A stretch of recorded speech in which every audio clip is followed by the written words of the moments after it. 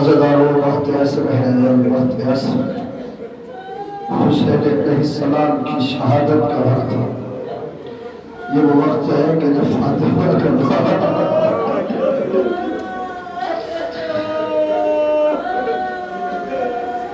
فاطمہ کے لال کی گلے بخت پر چلایا جا رہا تھا۔ سب کچھ کھو چکے حسین، اب کچھ باقی نہ رہا۔ 6 مہینے کے علی اصغر کو بھی قربان کر چکی۔ اب حسین نے کبھی دائیں جانب دیکھا، کبھی بائیں جانب دیکھا، پھر حسین نے زمین کو دیکھا، پھر آسمان کو دیکھا۔ جب کچھ نظر نہ آیا تو حسین نے کہا کہ اے میرے اللہ، اب میں تیری بارگاہ میں حاضر ہونے جا رہا ہوں۔ بس حسین خیمے میں پہنچے اور پہنچنے کے بعد آواز اما فضا میرا پرانا لباس میں آئی ہے، لیکن ایک بات کا خیال رکھتا کہ اس کا پتہ زینب بڑا جل جائے، ورنہ میری زینب زندگی ہی میں مر جائے گی۔ میں جناب فضا اس خیمے میں پہنچی کہ جہاں وہ لباس رکھا تھا اور سینے سے لگا کے چھپا کے لا رہی تھی کہ زینب نے نگاہ پڑ گئی۔ جناب زینب فرماتی اما فضا کیا لے کے جا رہی ہے؟ فضا کہتی ہے شہزادی حسین نے پرانا لباس بنایا ہے۔ زینب کہتی اما یہ کیوں نہیں کہتی کہ میرے بھائی کا کفن لے کے، اما یہ کیوں نہیں کہتی کہ میرے بھائی کا کفن لے کے جا رہی ہے؟ اس لیے کہ میری ماں نے مجھ سے کہا تھا ارے جب حسین پرانا لباس مانگے تو سمجھ لینا کہ اب واپس نہیں آئے۔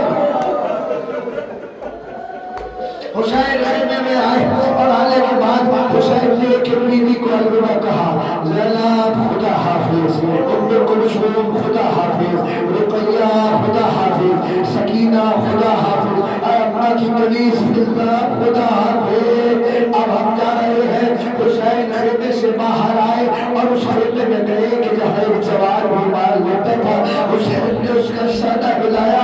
اب جو سید سجاد نے آنکھیں کھولی، کیا دیکھا کہ سامنے کوئی شخص کھڑا ہے کہ جس کے سر سے لے کے پیر تک زخم لگے ہیں اور خون میں آلودہ ہے۔ تو سید سجاد نے دیکھا اور دیکھنے کے بعد میں کہا بابا آپ یہ کیا حالت ہے؟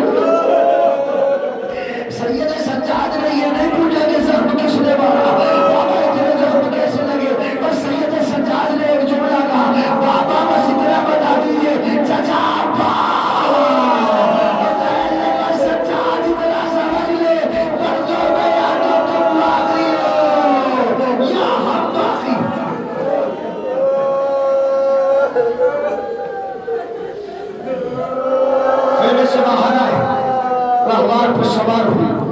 سوار ہونے کے بعد اپنے دہن کو زلجنہ کے کان کے قریب رکھا حسین نے اور کہا زلجنہ بس میری منزل تک پہنچا، اے زلجنہ مجھے میری منزل تک پہنچا دے۔ زلجنہ ابھی چند گام آگے بڑھا تھا کہ زلجنہ ٹہر گیا۔ حسین نے پھر اپنے دہن کو زلجنہ کے قریب کیا اور ایک جملہ کہا زلجنہ میں وعدہ کرتا ہوں کہ یہ میری آخری سواری ہے، آج کے بعد تو تجھ میں سوار نہ ہوگا۔ زلجنہ آگے کیوں نہیں بڑھتا؟ اور زلجنہ نے اپنا سر جھکایا، صبح کی طرف اشارہ کیا۔ اب جو حسین نے زلجنہ کے صبح میں دیکھا، کیا دیکھا کہ ایک 4 سال کی بچی ہے جو زلجنہ کی صبح سے لپٹی ہے اور کہہ رہی ہے زلجنہ میرے بابا کو نہ لے جا، اس لیے کہ جو صبح سے گیا وہ واپس نہیں آیا۔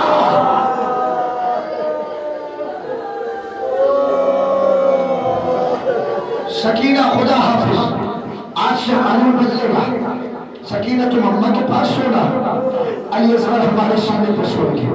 واہ حسین اسے کہتے ہیں امام کی زبان، اب قیامت تک علی اصغر حسین کے سینے پہ ہے۔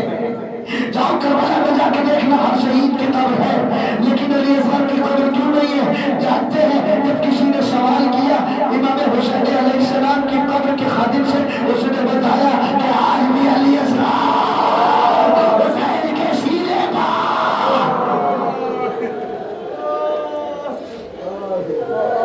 حسین مکہ میں پہنچے حسین نے حملے کرنا شروع کیے. تاریخ بتاتی ہے کہ حسین نے 3 حملے کیے اور جب 2 حملے کر چکے تو تیسرا حملہ کرنے کے لیے حسین نے اپنے زخمی جسم کی طاقت کو سمیٹا اور سمیٹنے کے بعد حسین نے اپنے قدموں کو سلجنا کی نقابوں پہ جمایا اور حسین سلجنا پہ پورے قد سے کھڑے ہوئے اور حسین نے دریائے فرات کی طرف دیکھا اور دیکھنے کے بعد تلوار کو نیام سے باہر نکالا اور ہم لگا عباس آج پیاسے کی جنگ دیکھ لو.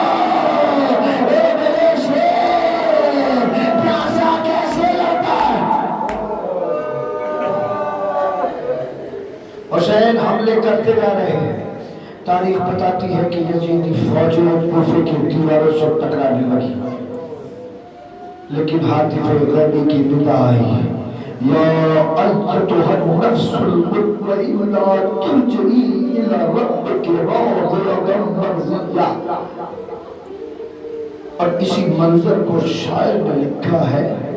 وہ کہتا ہے کہ تیروں پر تیر کھا چکے بس اے حسین بس, زخموں پر زخم کھا چکے بس اے حسین بس, لاشوں پر لاش لا چکے بس اے حسین بس, ہم تم کو آزما چکے بس اے حسین بس.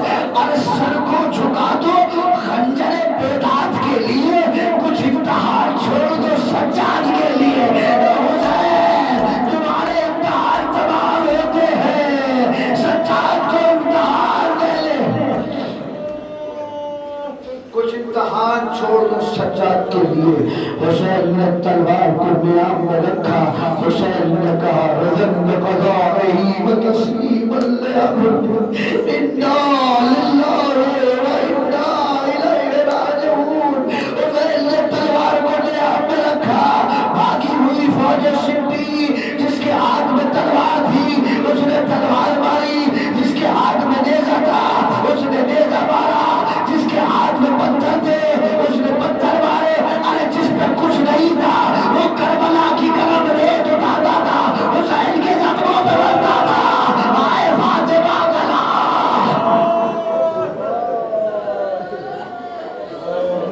حسین پشت فرس پہ چھوڑ رہے ہیں.